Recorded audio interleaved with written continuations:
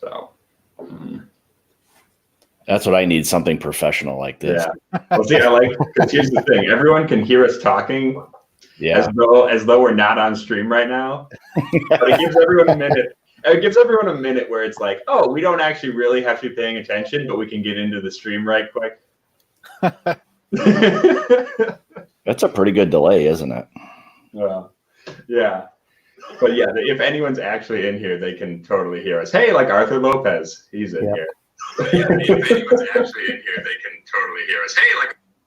Uh-oh, we got a little reverb. Arthur Lopez. Yep. Does someone have the stream running in the background? Not me. It started on my phone. I just killed it. Oh, okay. Thank you, Mike. All right. We're coming in. We're coming in. Take down the banner. Boom! Hello! Hey! All right. This is the Rock Gut Review. We've already got quite a few people in the chat. So thank you all for popping in tonight. I am so happy to welcome my wonderful guests, Michael Isaac and Benjamin Eves from My Whiskey Den, and of course, the incomparable Scott from My Bourbon. Hey, Ed, thanks for having us in. Appreciate it. Yeah, for sure. Thank you so much for coming in. And I'm going to do a quick roll call. Arthur Lopez is in. Jeffrey Schwartz is in. Michael is like, well, I knew you were here. Jeffrey Patron, Bourbon Buddies. Hey, buddies. Ben Demon Hunter and DJ11. Good to see you, 11. It's been a minute. I feel like I haven't seen you much. But so myself, Mike, and Scott, there we are. We're all over at Distill America this past Saturday, which already seems like really long ago to me. Yeah. Oh man, seems like it's been forever. But I wanted to have and Ben over here was not at Distill America, but I know, I'm sorry, buddy. Yeah. But I wanted to have you on anyway because we love you and because it wouldn't be right to not to have you on without it wouldn't be right to have Whiskey Den on without you. So Thank you. Good man. Good man. And I believe Patty Baloney is showing up later. So Yeah. But yeah, so and then Jason from Mash and Drum, Wheels is here as well. Good to see you guys. So let's get right into it. What did everyone think of the convention? I thought it was great. It was my first time going there. I was there maybe 15 minutes. It's like, okay, I'm making plans for next year. I thought it was really well put together. Fred was working the crowd quite a bit. All the volunteers were doing, I thought, a really good job. And as busy as it got, which it did get extremely busy, I thought it was very manageable. Yeah. Well, and actually, we should talk about how they've got it set up. For people who don't know, it's in the Edgewater Hotel, and they basically take over the 5th floor of the hotel. And you've got just a line of distillers in one hallway, and then a big ballroom filled with distillers with their tables set up in a big cascading like snake in the other hallway, all down there. In fact, go watch Scott's video. You'll see exactly what it looks like. Yeah, it is. I mean, it's a pretty impressive event. I mean, the way they've got it set up. I mean, they're as efficient as they possibly can be. I mean, it's already a good size, room, but when you're packing in, I think it's a little over 100, at least in the main area, and maybe another, it could be 20 or 25 on that little kind of little side area. But I mean, I think they did a really, really fantastic job with it. Yeah, for sure. And considering the number of people they pack into there, because we were lucky enough to come in a little bit early for like the media hour, and then it's like at 5 o'clock they have the VIP ticket people, and the general admission's at 6, and it is amazing how many people come to this event and love this event. Yeah. I mean, I would say for what, Ed and I do, or, even Patrick and his channel, to do any recording or meet with people or just to kind of get a little bit of time, with some of the reps or whatever it may be, it's the only time to really do it. Because, I mean, you've got, I would say, I don't know, maybe 45 minutes or so from the time you get in until the other VIP people come in at like 5 o'clock. So you've got a short window to try to get a few things recorded, people talk to, whatever it may be. And then you can, really enjoy the rest of the evening. But yeah, if you don't do it before then, by the time 5, at least 6 o'clock comes, the general admission people, I mean, it's packed. I mean, you're shoulder to shoulder in the place. But we were talking a little bit before, regarding like what to do. And, by getting in early, you can kind of, maybe take a short break by the time the general admission people come in and you're kind of out of the way and then let that wave go and then maybe kind of filter back in later on and kind of continue hopefully in being able to enjoy the night. So. Yeah. Oh, also, I forgot to ask everybody what they're drinking. I broke the cardinal rule of WhiskeyTube. So we should run down real quick. Ben, what are you on tonight? Uncle Nearest, 1856, starting there. Yep. Yeah. I got just a little bit of the Michter's American whiskey. Oh, the unblended? Yeah, just the regular standard American whiskey. Yeah, so there you go. Yeah. I got the Virginia Highlands cider cask.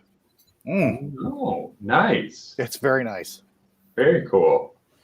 Also, I see Jeffrey Schwartz is in the chat. He was talking. I assume, Jeffrey, you were at this one. I don't know if I ran into you. Yeah, I saw Jeff early on. So, and like he said, the 6 o'clock is when things get kind of dangerous, and it just. I mean, everyone's shoulder to shoulder. They're all trying to get what we've had, 2 hours ago, and not that it's not fun. It's just it's a little bit more. I don't want to say stressful. It's just you're packed in there a little bit tighter. And when we all got in a couple hours prior, we kind of had the run of the place, which was really nice. So you can't really compare the two, unfortunately. But yeah. I think the takeaway is the VIP is the way to go. Yeah, if you're going to buy a ticket. Now let me ask you guys this. So from the VIP to the VIP plus, if you weren't getting in at the 4 o'clock hour, do you think the VIP plus ticket is worth that little extra money, in your opinion? I think if you're angling to get something, yes. But the people that I talked to, I didn't stand in line for anything, but I was asking people who were standing in line what they were trying to get. And there was no way that that the reps brought enough for what some of the people were standing in line for. Mm-hmm. But it would be a good way to get a shot at something. Cause there were some things that we did end up getting afterwards from some distillers that people didn't know to look for. And when you start chatting them up, then they're like, oh, well, I've got this that the VIPs didn't finish off. And some of them were, the experimental cask strength of something. Yeah.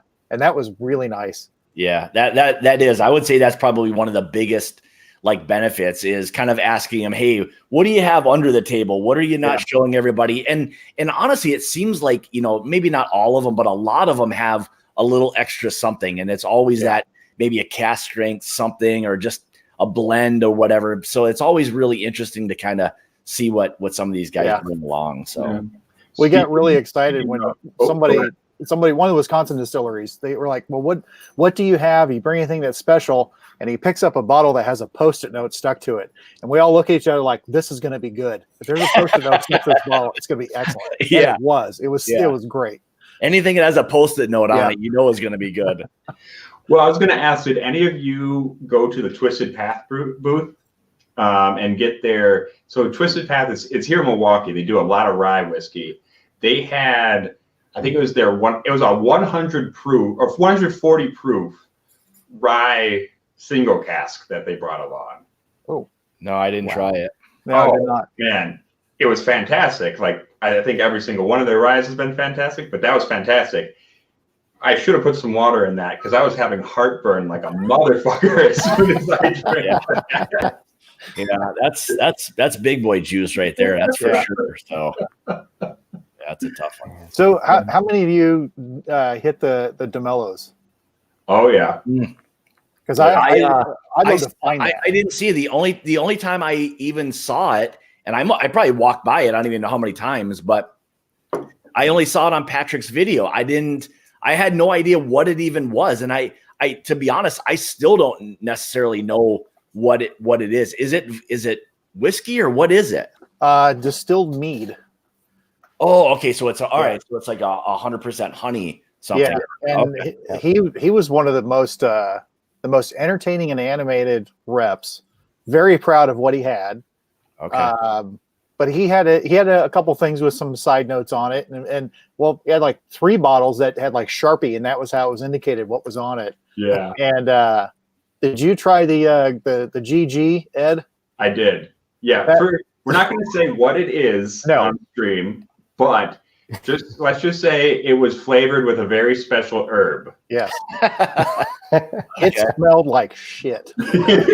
He's like, this stinks. If you spill this on yourselves and go outside, you're going to get into trouble with somebody. But it tasted really good. The nose was a lie to what the taste was. Yeah. Well, that explains why you were so hungry shortly thereafter. Right. It was pretty high proof too. Actually, all of it was pretty high proof. Interesting. Yeah, I would have tried that. It was funny when I drank that because I was sitting there like, I have no idea what this is. What is it supposed to be? Is it supposed to be Earl Grey? Is it supposed to be lavender? I don't know what this is supposed to be. And Erica and my friend who was there were sitting there looking at me like, come on. I know what this is. Yeah, it was good. I mean, he was a good rep. Yeah, no. And I see why Patty likes him because he's basically just a slightly larger version of Patty. Like they got the same personality. Yeah. He got and again, I thought he was great, but when we were asking him questions about his process, especially with the special one, he went from animated pitch salesman on TV to one of the guys from Jackass. And he was just like, yeah, just I like you. Yeah. I do see Swami is in the chat and Floyd. I don't know if I acknowledge you guys. So hey, yeah. Well, Swami's already in here because he's already insulted me. So I see that. Yeah. So I do appreciate that. Kind of that Swami likes you when he insults you like that. So you're really good. So right. Oh Jesus! I got a question for you guys. I know, Mike, you had kind of a list of who you wanted to hit, who you wanted to see. Did you guys go in with like a game plan of, I want to hit this distiller and hit this booth and hit this one, and then when you get in there, are you able to kind of stick with it, or does it just go to hell pretty much? Good. Yeah, for me, I would say it almost, you kind of have an idea of what you want to do, and then it's like instantaneously kid in a candy store. Like it's now become a shit show, and I'm just running around like it's Christmas morning. I completely forgot what I was even there to do. So like when I walk into Total Wine, basically. Yeah. It was I made my nerd checklist, the check off, even though there's the app that you can go through everything. It's like, all right, here's this. And then and a good friend went with me, and he's really getting into picking flavors out now. And it's recently just clicked where now he's picking stuff up. But we split off for a second, and then he started hitting some of the vodkas and liqueurs, and he'd come back like really excited. So then I was like, well, okay, let's go. Go running and go try to find your way down there and find this. Like, that is really good. And then we were just like, kids in a toy store late at night, just running through everything. Sure. Well, I knew early on I had to stay away from the liqueurs, the peanut butter stuff, because once you get that stuff in your mouth, it just wrecks everything else. It seems like you're struggling to try to taste anything else. So all that. Well, and I had an interesting experience this year because the old man couldn't make it. He got sick. And so he won't be in any of our videos. We've got some videos coming out of just interviews we did, but he won't be in any of them, unfortunately. So we brought a friend along instead, and he's way into making cocktails. So he was like, you got to try these weird liqueurs I use in cocktails. So I ended up trying like a basil brandy from St. George's. and like their coffee liqueur, and Bearcat, I think they did a espresso bourbon and I'm trying to remember what the other Bearcat one. It was like honey peanut bourbon. No, it was an old fashioned bourbon. They basically made a high proof old fashioned. So like I kind of went in like, I'm going to go hit all the little craft whiskey people. I want to get all the craft whiskey people. And we still did that.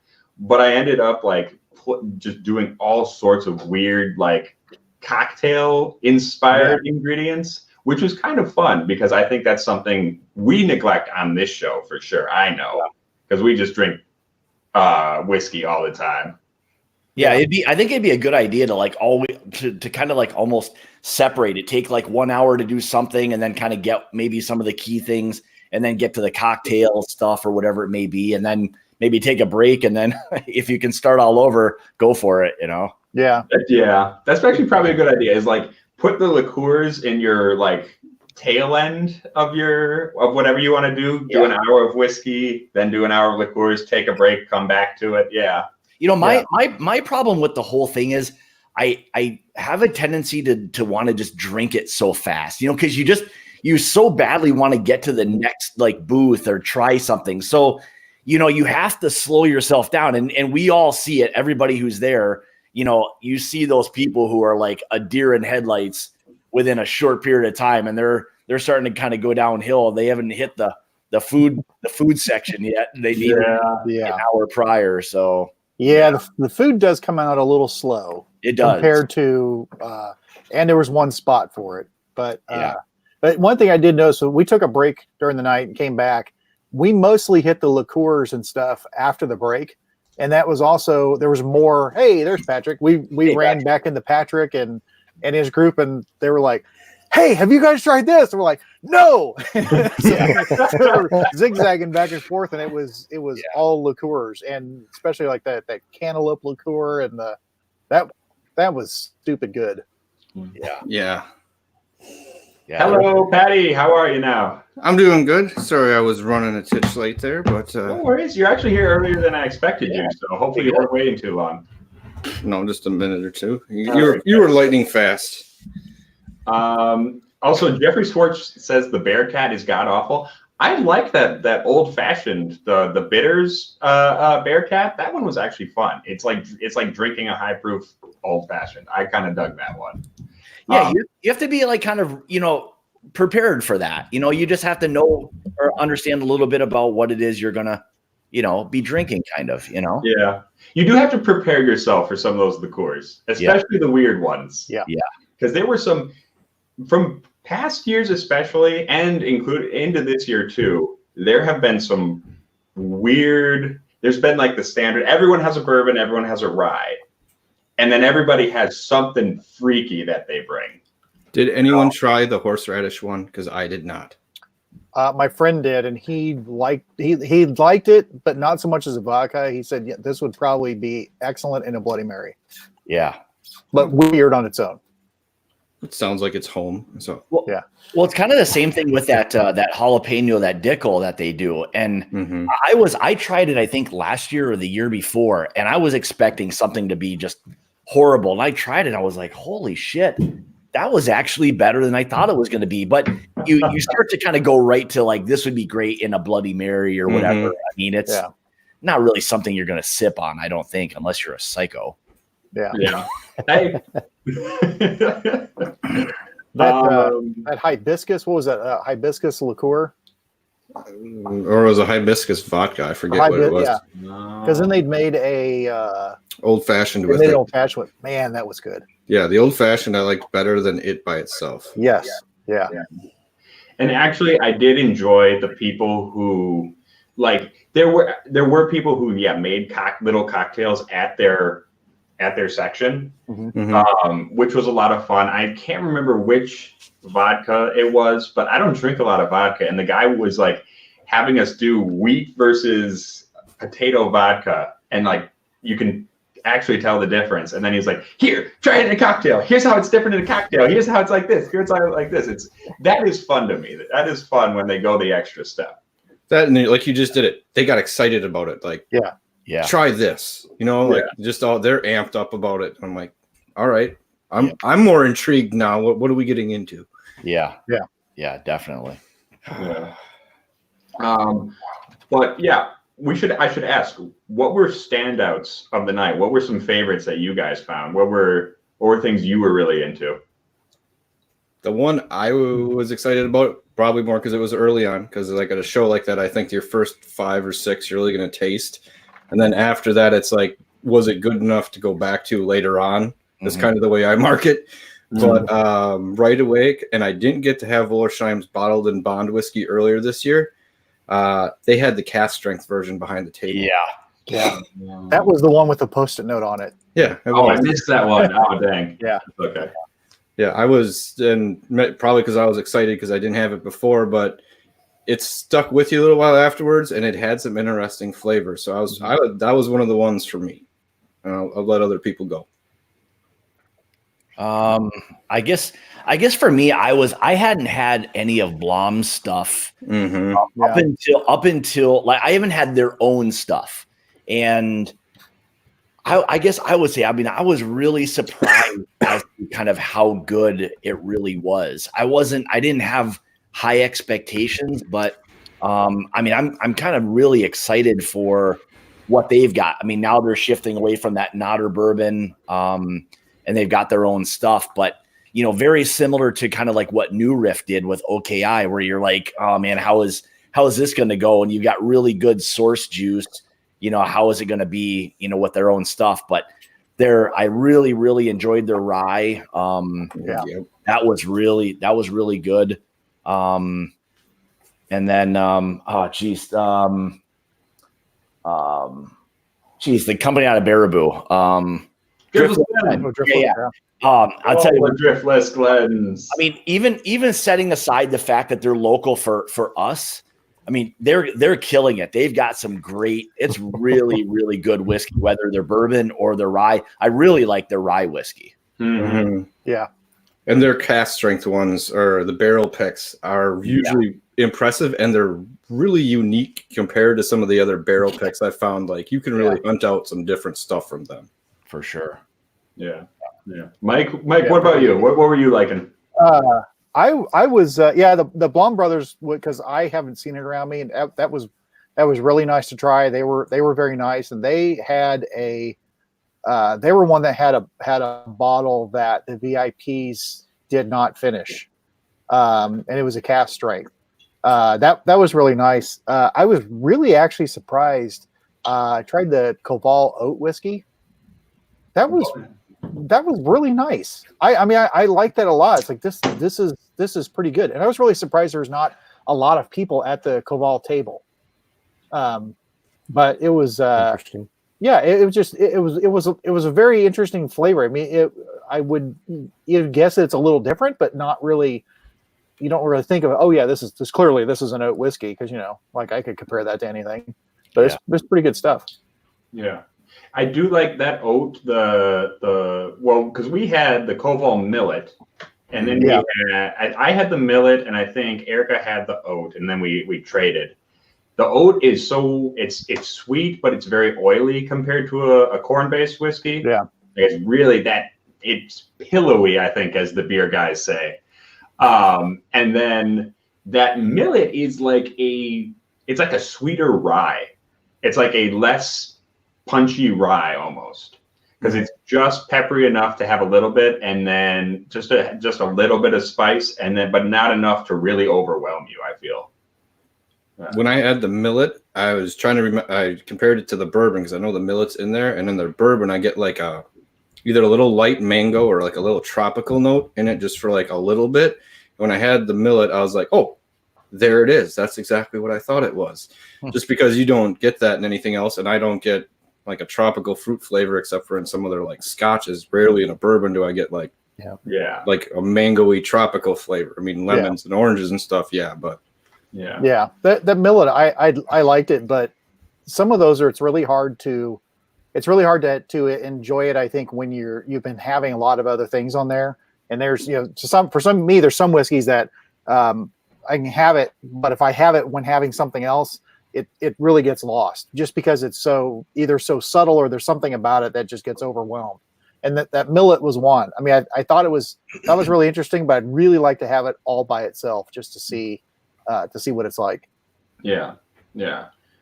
Speaking of weird grains, one I really liked, and I had when I was back in Madison a couple days ago, or a day or two later again, I picked this up. That's the Queen Jenny. This is this is the sorghum whiskey from Old Sugar Distillery. This is weird as hell, but in fact, I'm going to pour myself a little bit of it right now. This is weird as hell. It's not actually made from like the seeds of the grain plant. It's made more like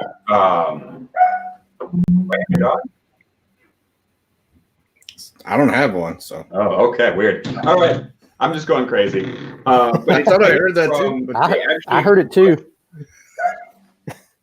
That is, yeah, that's one of mine. They're not supposed to be here. Yeah. But they actually crush the stalks of the sorghum plant, and it makes like a kind of like a syrup, like a syrupy kind of thing, kind of like molasses. Because I was asking him, like, I don't know, do you malt sorghum? Do you take sorghum and put enzymes in it? I don't know how you ferment sorghum. And they're saying, no, it actually comes out as like a sorghum syrup that then you just ferment and distill. And they've been doing that for a long time too. Like they've been for I think like 6-8 years or something. They've been doing that. Yeah, and it's crazy. I mean, I can see, like, I've heard people compare it to a rum, and it kind of is. It's kind of like a bourbon mixed with a rum, because it's just that super like molassesy sweet. Yeah, I think it's kind of like the same thing when they're like pressing the cane, like the cane sugar and stuff. Very, very similar to that. Yeah. Yeah, that sounds like a rum process almost. Yeah. So it's really cool. I don't know. It's a weird one. I think we're gonna have to do like a full review of this. I'm gonna have to share it with the old man because it's weird, but I really like it. So is it like do you like taste like a molasses or what do you? It's not.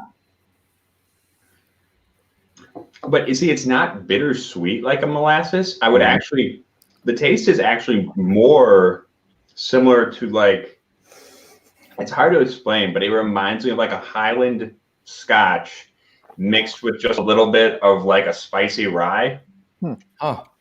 It's not rummy exactly. It's very sweet, but it's got just a little bit of like kind of grainy vegetableness. So it's not really, the nose is very kind of molassesy, but without that bittersweet thing. And then the taste is more like, the taste tastes like whiskey to me. So, yeah. Interesting. Highwire Distilling here in South Carolina, they do a sorghum whiskey as well. I could pick that one up and see if you could do a comparison with them to see what the differences would be. Yeah, Ben, what's the name of that company? I think I know. Yeah, it's Highwire Distilling. We did a review of their Jimmy Redcorn whiskey, their bourbon. Really unique. Yeah. It's the only whiskey that I seem to like at a lower proof rather than cask strength. Totally weird like that. That's and actually this one's bottled, I think this one's at 40%. Yeah, this one's at 40% and it is still super flavorful. It's not thin at all. So sorghum, man. I've heard a few people really enjoy the sorghum from the Highwire, so that would be interesting to see. Yeah. I think someone's comparing it in the chat to like distilled root beer. I think that's probably the best case. Yeah. It's like distilled root beer with like fudgy. It's like really fudgy root beer. Really? Yeah. It's a weird one. Interesting. Yeah. But I think the only other one that kind of stood out like is because I hadn't had a lot of Balcones. They brought the rye cask strength. Yeah. It was not as punchy. It did not slap me around as much as I was expecting. No. You know, like I really thought I was like, I'm going to get slapped left and right. Excited for it. And I was like, this is way more relaxing and smooth than what I was expecting from it. Like it was great what it was, but I really thought I was like kind of bracing for a second. Yes. Yeah. Same here. It's like, you're expecting to get your ass whipped. And then, and it's a kiss on the cheek instead. And it was, but a nice one. I mean, it was nice. It'll be nice with them coming into the market. That'll be nice. Mm-hmm. Oh, I am so excited. Yeah. Alex was like so surprised that everyone was asking him if he brought Froke like in the like the VIP. He's like, how does everyone know about this? I'm like, dude, it's a legend in Texas, and we all know about it. Damn it! Like, like next year. Yeah, next year, Alex, you need to bring Froke. That's what we're lobbying for. Yeah. Well, give me the Hechiceros. Oh yeah, that stuff's good. Then the Brujeria. Yeah, I was asking him like, are we ever going to see any of those weird, cool, limited releases up here? And he's like, no, no, we're not.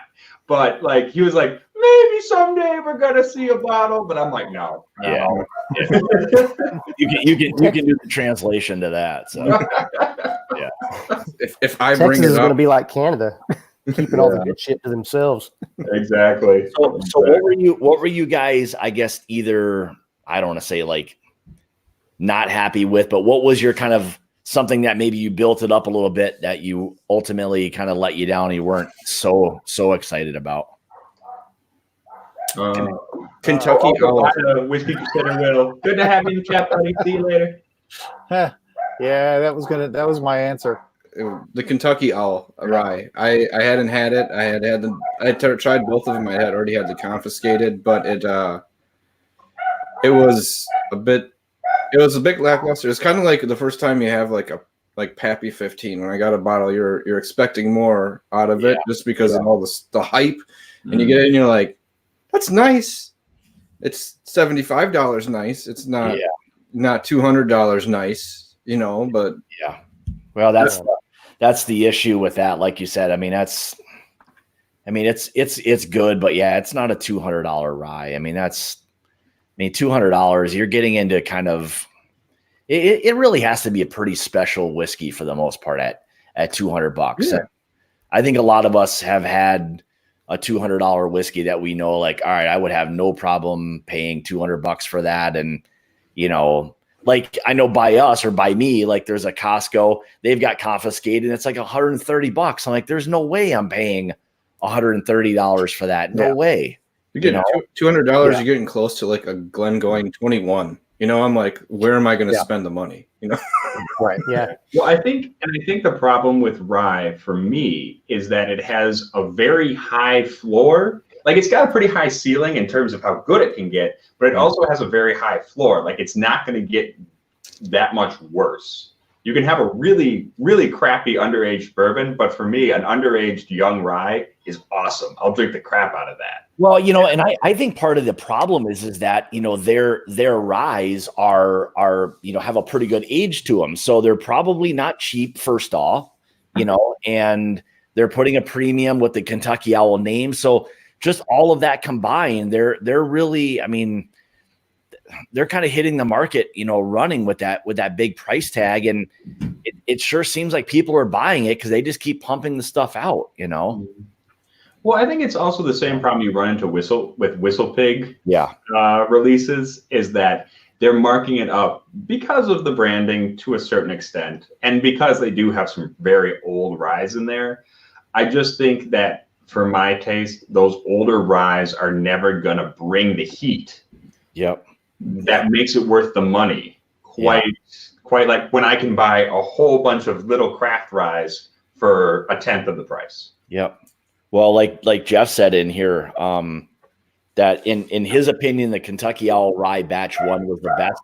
And I agree with him 100%. To me, it was like kind of Batch 1, I thought was like their launch into the market. Like we're going to make a statement. And it was a really, really good rye whiskey. And then after that, it kind of seemed to go down a little bit in quality. Mm-hmm. That was my opinion as well. But and then the confiscated, that was just a way to tap into the bourbon market and, kind of come up with a nice little story and all of that. So, but it is what it is, But,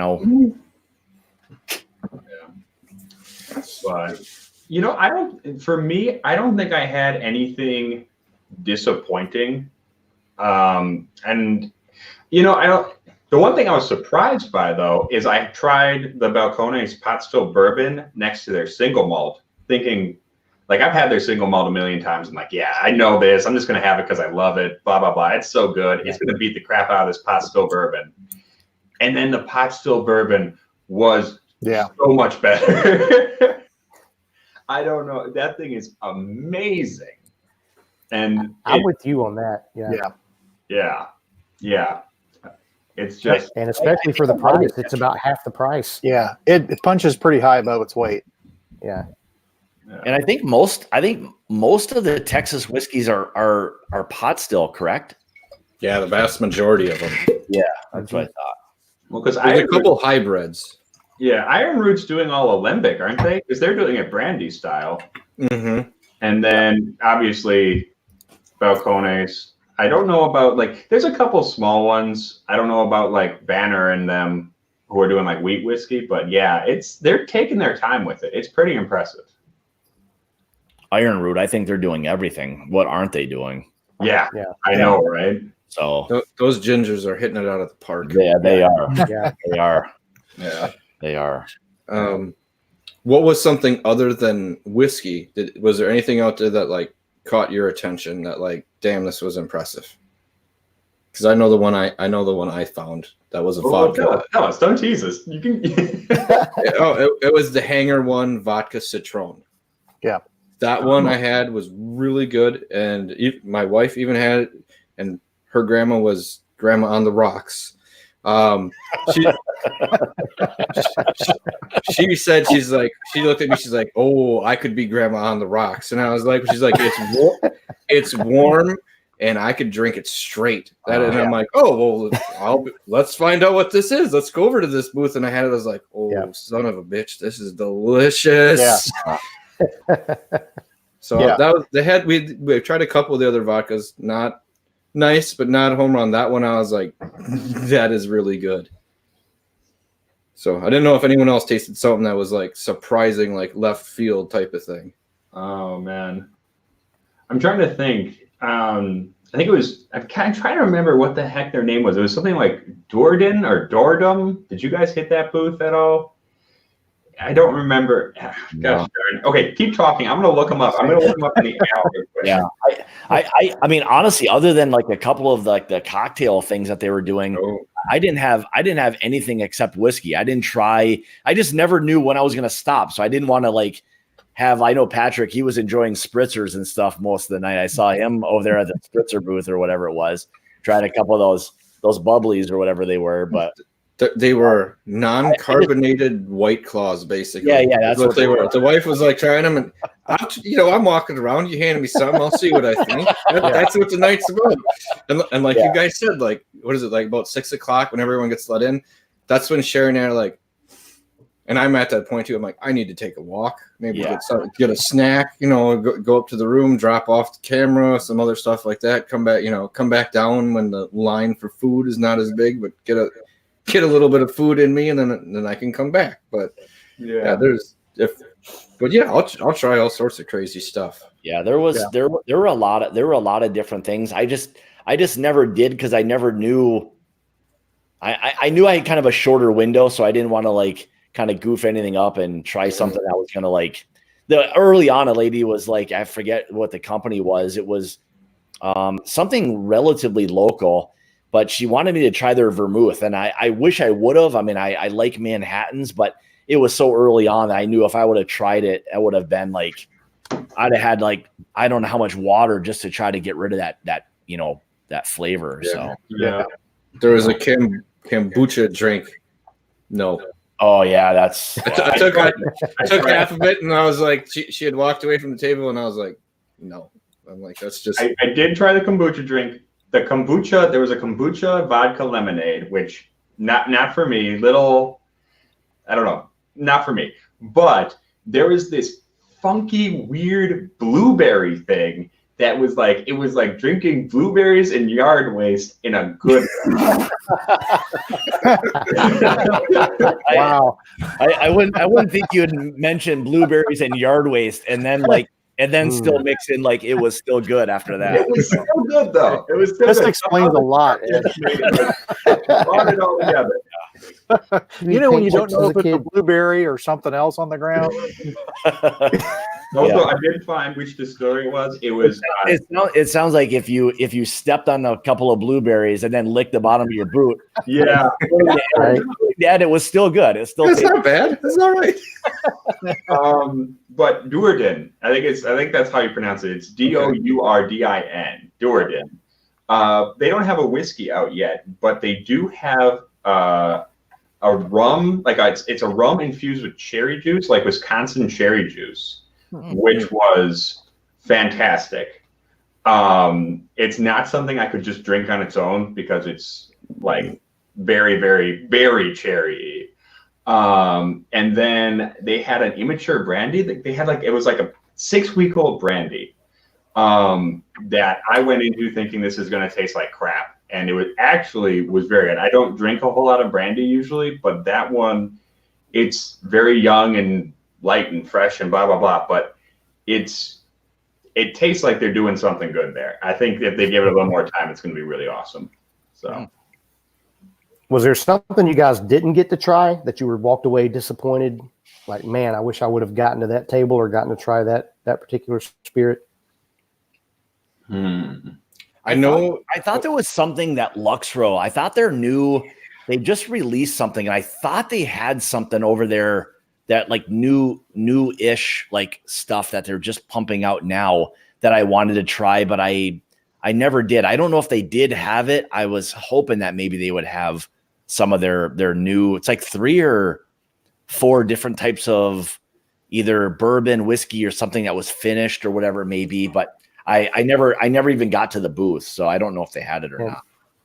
And they do a Rebel Yell finished in French oak or aged in French oak, but it's only for the European market. I would love to get my hands on that and try sometime. Yeah, they just had normal Rebel Yell and Rebel Yell 100 there. Okay. I was kind of hoping for some of the others of that, but yeah. There was a couple of the early, like when we got in early, I went, you go to the normal distillers who are ready and stuff, but I didn't go to like Four Roses or anyone big to get like their special bottle this year. Yeah. And I'm like, I didn't even feel bad because I was trying a bunch of other stuff, a little more focused, but there's a couple things there that like, the small batch, like anniversary edition they had or something that was there. Yeah, I love Four Roses. Part of me was like, I should have, and then I'm like, no, you know what? You're happy, just leave it be. But there's a couple of those that I missed. I went back there late. I mean, it was really late, and he still had a bottle just sitting there. I said, well, I'll just take a little bit. I mean, some people seem to have a lot of stuff, and some had like not enough for like 20 people. It seemed like so. Yeah. I do wish I had gotten to try that one because I'm interested in that one, but I was mostly avoiding the big guys. I was pretty much only talking to the craft guys this year, which I'm not too disappointed about because I got to try some really weird, fun stuff. But I do wish I had gotten to Wallersheim. I kind of skipped over them because we had done a lot with them last year, and I wish I had stopped by there first and seen what new stuff they had because I'm disappointed I missed out on them. I even said to Tom, like, geez, I wish you guys would put this stuff in a bottle. Oh, yeah. It's so good. We had that from them and the bottled and bond brandy.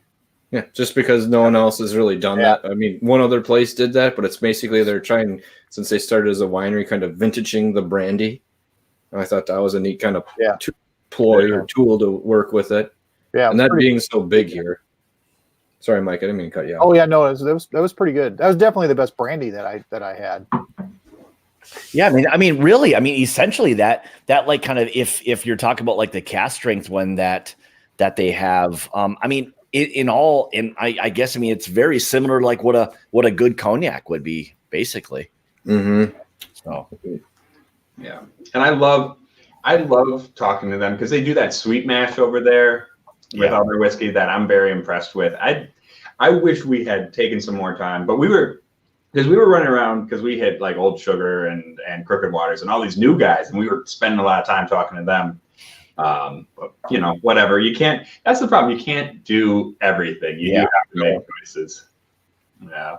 And I know you guys were talking about it before, but the way I usually tell people is if you get the VIP, the first hour, it's free range for you. You know, go try a bunch of stuff. First hour and last hour. Because a lot of people start going home by like 8:15, 8:30. So that's where you can really just wander into places and, you know, get whatever you want. And I think you did it, Mike. Like you went someplace to get something to eat in the middle. Yeah. Nothing wrong with that. Like when it gets really packed for like an hour, hour and a half, you know, take a break and come back when it's easy to walk up to everybody. Yeah. Yeah, that's what we were talking about before we kind of went live, was that 6 o'clock crowd. I mean, it's just like, I mean, the gates open, and I mean, at that point, it's just, I mean, it's like almost out of control. I mean, it's just so busy. So, you know, and being there at 4 o'clock and up till 6 by that time, you know, I mean, we've all had a good chance to try a lot of the things that we wanted to, and then you can let them kind of get in, do their thing, let an hour and a half or so go by, come back, and then, you know, like Patrick said, you can kind of start all over again, essentially. So, or you can work your way into one of the classes at night. I didn't do that either year because I was trying to hit more places, but they have some excellent classes or the things they put on at night. There was one like at 7 and one at 8:30 or something. Yeah, and I mean, if you're into it, that's like an expansion class upon the evening. I mean, especially if you got there earlier, that's a nice break. But the gin one, when Fred was describing it, it was like, we're going to try 7 gins and then we're going to make 5 different cocktails. I was like, no, I do not need that much shit right now. Fred. Yeah. What could possibly go wrong? I did go to the, it was the blending whiskey class with, and I still can't remember his name. It's okay. He's the master blender for the Redemption brand. And we got to taste like 2 that they didn't have upstairs, which was fun. I think it was an old single barrel Redemption, and then the Blue Label Redemption, I think, were the 2, which I don't remember. The mash bill on the Blue Label, I think, is their low rye. Yeah. Anyway, but he was fantastic. I mean, the guy really knew his stuff, and we had a ton of like really hardcore whiskey nerds in that class who were just sitting there taking notes and asking about how do you balance esters with this? What's oak interaction do with this? How do you encourage oiliness when you add, when you proof it down, blah, blah, blah. And he was game to just talk about this stuff, Oh, Jeffrey Schwartz was in there. Yeah. He was awesome. He was willing to just sit there and talk to us. And we actually ran over because we just kept asking him stuff about how he blends his whiskeys. And that was a great class. Yeah. I mean, I think for a lot of the events like this, outside of being able to taste the whiskey, he's always done a good job of getting some really interesting people in there. So I give them a lot of credit for getting some really good, like, seminar type stuff. So, Yeah. David Carpenter. Thank you, Jeffrey. You're awesome. Yeah. I do want to mention a new brand I found there that I knew nothing about before I went, which is Crooked Water. Check out that label too. It's got a giant like wolf gorilla thing. It's supposed to be a bear, but yeah. A bear? Okay. Wolf. Yeah, okay. Wolf From now on, they're called wolf gorillas. Yeah. Wolf gorilla. Yeah. These guys are awesome. I'm really, really into these guys right now because they're taking Yahara Bay distillate and they're doing like the bonding thing where they're aging and finishing it themselves. This double barreled one it's sweet enough for Erica to love it. But it's not overly sweet. It's got a little bit of that spiciness that I love. They are making just really balanced products, and I haven't seen them in Milwaukee. I've only seen them in Madison, which is disappointing because I really wish they would come over here. When I found a bottle last year, I was talking to Heather Manley, who actually is the owner of the company. She was asking me where I found it because they don't even tell her. So I was like, I found it at I think it was Total Wine and one other place, and we can get a bottle or 2 up here. But yeah, that and I forgot she's I think there's a Hellfire one and the Regatta Rye. And the Regatta Rye, she went down to Barbados to pick the rum casks herself. Good business trip. Yeah, that's a good idea. Yeah, and that one is fantastic too. I really like that one. Erica didn't like that one as much because like not as much rum came through. It's a very subtle, just little bit of that molassesy sweetness that you get on that rum one. So, also to no one's surprise, I drank so much goddamn rye at that convention. I think I had pretty much every rye that was offered, more or less. Like every single table I went to and I saw a rye, I tried to grab it. I don't even remember how many different ones I tried that night. God, I'm in shock. Completely different offshoot note. What was the best swag of the evening that you picked up or something you saw there? Because I know the Baum Brothers Wu-Tang Clan sticker. I was like, holy shit. That is, I was talking to him and I'm like, I'm sorry, I've had a few. This is awesome. I'm like, I'm taking like 3 of these and I'm like, and I kind of want your shirt you're wearing right now. That was definitely my favorite. And I didn't get the Blom Brothers until later. And the same thing, we're talking, and that's when they said, well, we got this whiskey, and he reached back behind and grabbed it, and I looked down and I saw that, and I was like, Wu-Tang, that's awesome. I wish I'd grabbed several of them. That was pretty cool. I know who was it? I think it was Heaven Hill was giving away like full flasks, leather wrapped flasks. Yep. Yeah, Erica grabbed one of those because she's the swag queen. She goes around and gets everything. So there was actually a 30-minute period while I was in the seminar where all she was doing was running from here. I got one of the nice like bar mixing spoons from Four Roses. He had a few of those. That was pretty cool that they had those. So Sherry liked the fan. I think it was from Aviator Gin it was a USB fan for Aviator Gin. You could plug into your phone or your computer and it would just blow on you. It actually had more torque than I thought it was going to have. I'm like, that's actually it wasn't too bad. Not what I got. But she's a swag queen for me. She'll like go around and pick up a bunch of stuff and then we'll go back up to the room and magically she'll make another loop for things. How were you testing the torque? And at what point in the night were you doing it? It was the next morning because, Sean didn't make it very well that night after a certain point.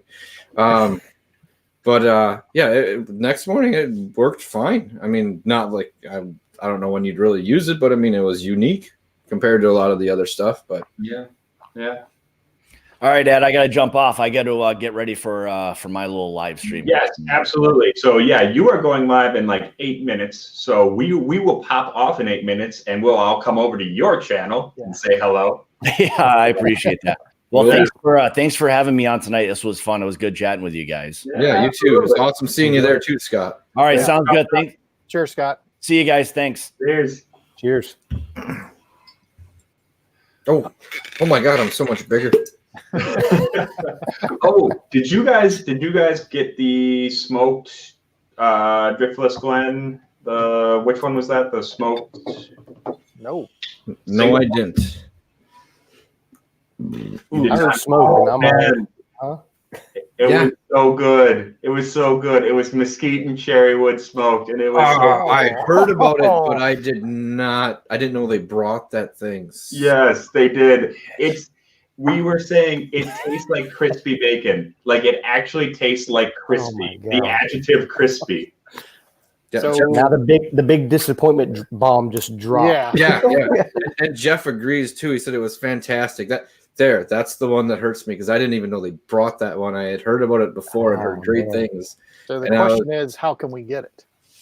Yeah. I'm sorry. Well, and that's the thing too. Steve A had it at the after party too, so you had 2 opportunities. Steve A 50 whiskeys on a table. I was all there. He had an incredible selection there. But I saw the Driftless Glen and I saw the 51 there, and I just figured it was a standard one, and I'd actually even said, I go, oh hey, I remember I told you I was going to give you samples of all of my single barrel Driftless Glens, and he's like, no, but I'll take your word for it. And it's like, well, shit, I could have just taken these back home. But I wish I'd seen that. I mean, of course, it was a little overwhelming. Like, I mean, everything that he brought, dear God, he had some amazing whiskeys he brought there. Oh, I had a 25-year-old Longmore, and I'm so sorry that I had that instead. I know. What was that? And that 29-year-old grain whiskey? Something. Oh my God. I meant to have that one, but I was already pretty drunk by that point in the night. So I was like, I'm going to sit here with my 25-year-old Glendronach. I'm going to finish this, and then I am not going to move for the rest of the evening. Yeah. Yeah. Rub it in, you bastards. Rub it in. and you were brave enough to try what Mike made for you later that night, too. Well, I think that's what's going to be tomorrow's video. Tomorrow's video on the channel is just going to be me trying those 3 or 4 things that you guys brought. It's just going to be like little clips, just those 3 or 4 things. So, yeah. And the one I gave you, it's just weird because either you absolutely hate that, which you apparently did, or you're on the complete other side and you absolutely love it. There is no in between on that because Matt from Whiskey Crusaders likes that drink. Yeah, I am curious. I really want to try it when I'm like stone cold sober, because like the nose was not that offensive. Yep, very perfumey. I don't know if the reaction I had was just because I had already been drinking a lot of other stuff and that just hit me wrong, or if it actually was that bad. So there was you had done like 3 bad things in a row. Yeah, you had them pretty close together. Nothing had really settled in your system. Yeah. So we're gonna do a full Wednesday review for that one. But yeah, in the meantime though, I think it's about time that we hop off. We call it a night. Thank you guys so much for joining me, and thank you to Scott. We're in the ether. Thank you for joining us as well, and thank all of you who tuned in tonight. I don't know if I ever said hello to Patrick Fulmer. If I didn't, I'm sorry. It was good to see you in the chat, buddy. And remember to go and say hi to these guys. Well, there we are. All these fellas. You guys just hit 100 subs, so you're gonna be having a live stream celebration pretty soon. Next Monday. Yeah. So make sure you go and sub to my whiskey den. So yeah. Any closing remarks, gentlemen? If you haven't gone, it is well worth it.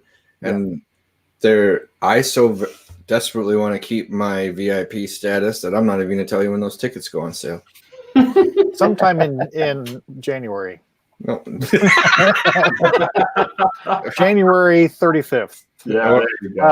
It was a great show. There was a lot of really, really fantastic people there. Everyone's there for one thing. Great mood. Volunteers are fantastic. It was fantastic time. That's what I was going to point out. The spirit guides are just fun people to talk to. They're just to, advise you on what to do and kind of keep people in line. But most people don't really get too over the line in any way. I haven't seen anything there ever. But I'm trying to keep a tone going. Yeah, but they're all really friendly and happy to talk to you and see that you're there. And a lot of people will remember you the next year you go back. Yeah, even if you don't have a channel. Yeah. So they're great people. All the organizers and volunteers. It's a labor of love. I mean, it's a non-profit. Yeah. No one's getting paid. Yeah. So they're not making money off of this. So no. Yeah. So all right, everybody. Thank you so much for coming on. Make sure to like, comment, and subscribe if you haven't done already. Check us out on Patreon at patreon.com/therockutreview. And until next time, stay rotten. Sweet. Cheers, Cheers. guys. Cheers.